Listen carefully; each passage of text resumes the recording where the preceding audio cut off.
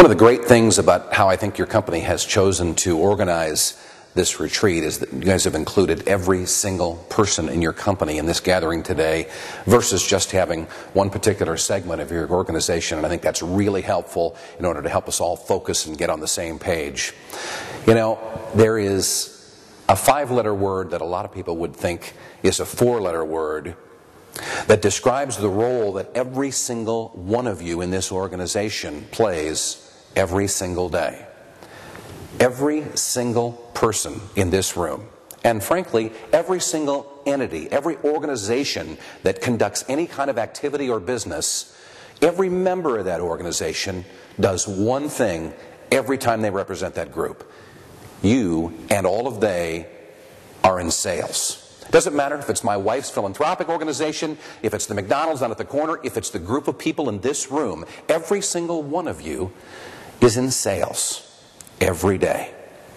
Before my real job kicked in a number of years ago, I worked in the broadcasting industry, worked at a radio station in the Indianapolis area. And during my tenure there, we had hired a brand new receptionist to work at the radio station and answer the phones. Now, if you've never answered the phones at a broadcast entity, you get some rather significant curveballs thrown at you. You may get, when's your next on-air contest? Or you may get, why are my hemorrhoids acting up?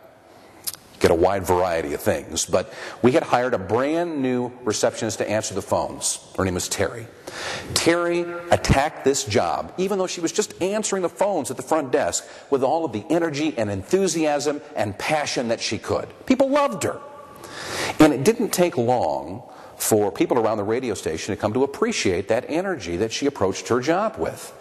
There came a day that the people in the audio production department at the radio station needed a second voice to read a script for a commercial that was being prepared for a client. And they called Terry and said, hey, can you come up and help us with this commercial during your lunch hour? Of course, she was thrilled. So Terry comes up and reads this 30-second piece of commercial copy, and the commercial goes on the air.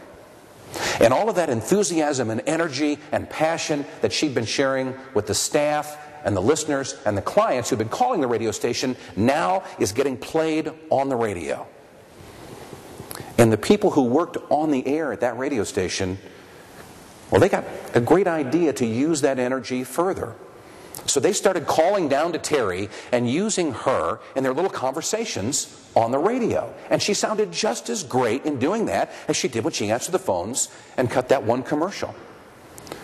And the clients heard her on the air, and the listeners heard her on the air, and the management heard her on the air.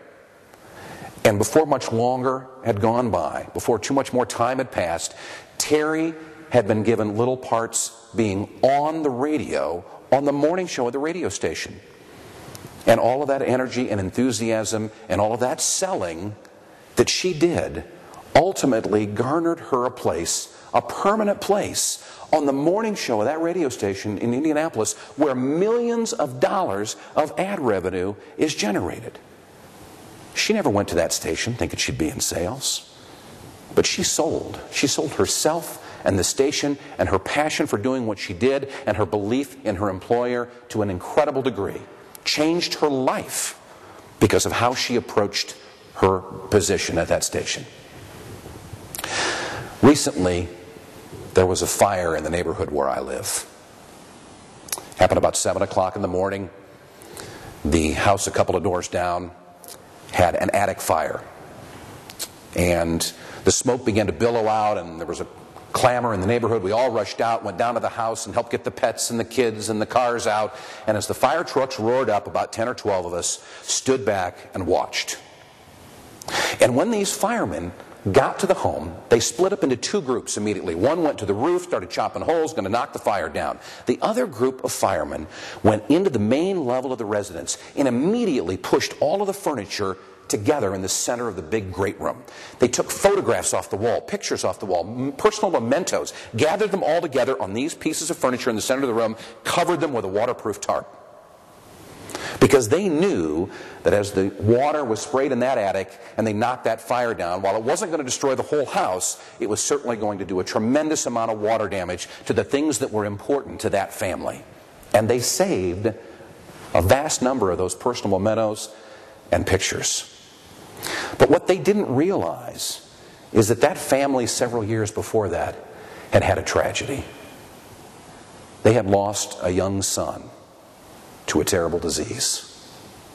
And some of the most remarkable, the most moving, the most important pictures that they had had of that young son that they had lost were the very pictures that those professional firemen gathered together and saved in the midst of that operation that they were performing. I wouldn't be so cynical to tell you for a minute that they thought they were selling anything. But for the 20 of us who stood out in front of that house and watched the immense professionalism of this group of firefighters, we were sold. They wouldn't tell you they were selling anything, but we were sold. Well, what were they selling? Well, they were selling the incredible job that they did. They were selling their community. They were selling a city government, unintentionally, that sometimes we all get a little bit cynical about.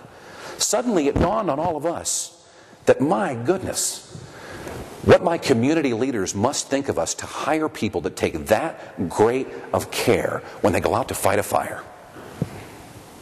They were selling, just like Terry was selling, just like the people in my wife's philanthropic organization are selling when they gather with a meeting with one of our community officials, just like every single one of you in this room, whether you're handing down the edicts on high like Mike, or whether you're answering the phones at the front desk, every single one of you is in sales.